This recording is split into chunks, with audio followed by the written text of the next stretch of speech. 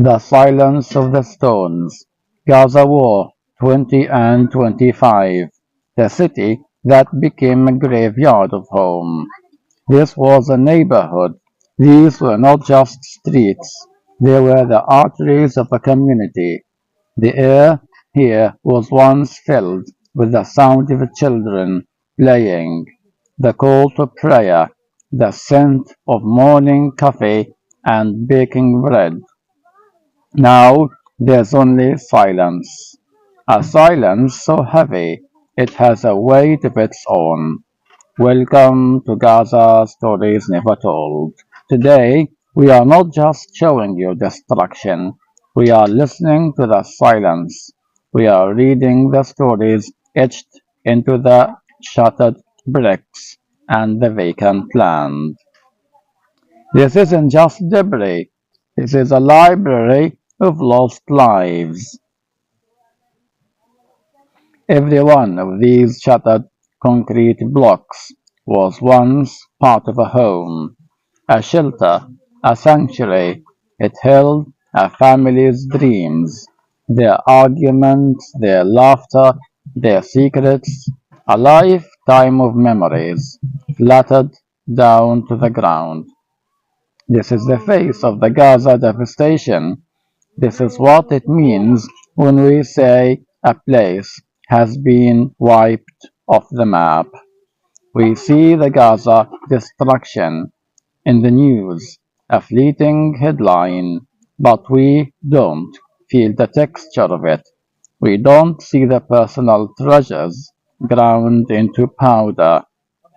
This pink floral pattern tile, it was in a little girl's bathroom. The scorched textbook. It belonged to a university student who dreamed of being an engineer, of rebuilding Gaza. Now his dreams are as buried as his classroom.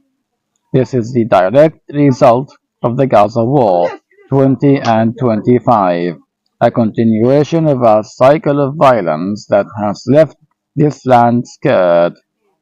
But for the people here, it's not a political headline. It's the end of their world. And where did the people go? The ones who called this place home. They became the faces of the Gaza displacement.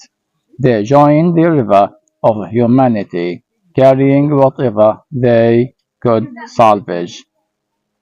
A mattress, a pot, a handful of documents searching for safety where there's none. They now live in the shadow world of Gaza tent life. Imagine your life condensed into a flimsy sheet of plastic and nylon, exposed to the scorching sun and the cold night. This is the reality of hundreds of thousands of Gaza refugees in their own land. This is where survival becomes a full-time job. This is where the Gaza humanitarian crisis breathes and suffers. The conditions in these camps are a crisis within a crisis. With no electricity, nights are pitch black, lit only by the occasional phone flashlight or a dangerous candle with no sanitation. The fear of disease is a constant, lurking shadow. The simple human dignity of a hot shower, a clean toilet, is a distant memory. And then there's the hunger, the knowing, relentless reality of Gaza starvation. The blockade, the Gaza siege, means food is a currency more valuable than gold. Parents skip meals so their children can eat a mouthful. They line up for hours for a single bag of flour and a can of beans. This is not just hunger, it's a weapon that breaks the body and the spirit.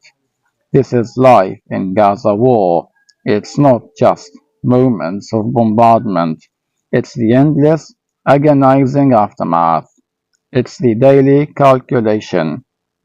Do I risk the journey to find water, or do I stay to protect what little we have?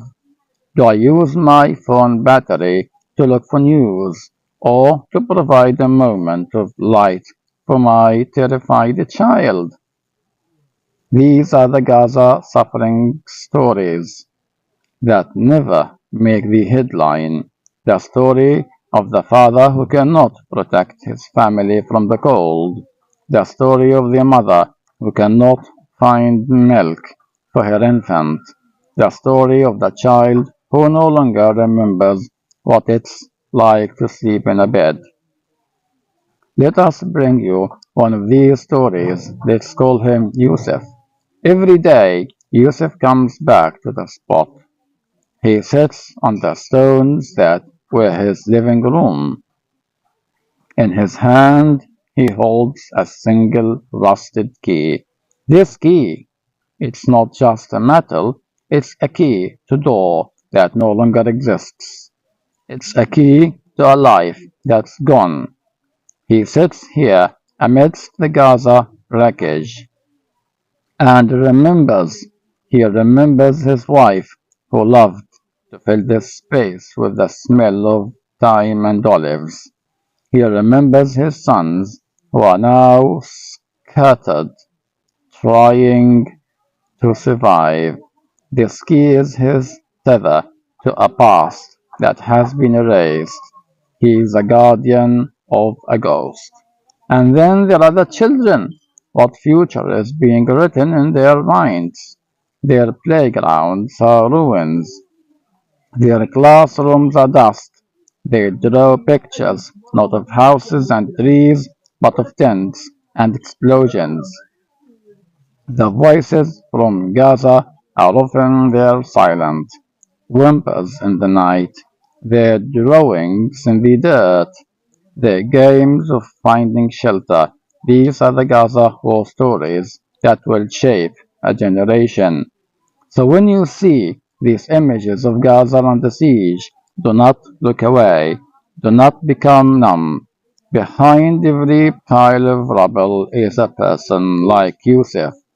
Behind every statistic of Gaza displacement is a family that has lost its anchor. Behind the terms Gaza no electricity and Gaza no sanitation are millions of people living in a prolonged nightmare, fighting for their Gaza survival every single day. The Gaza blockade is not just a political reality, it's the looking of a cage. The Gaza news now is a cycle of suffering. But we must listen to the human stories within the cycle. The channel is dedicated to ensuring these Gaza stories never told are heard.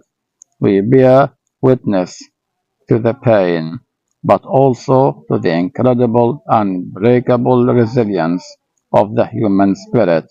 The people of Gaza have not disappeared.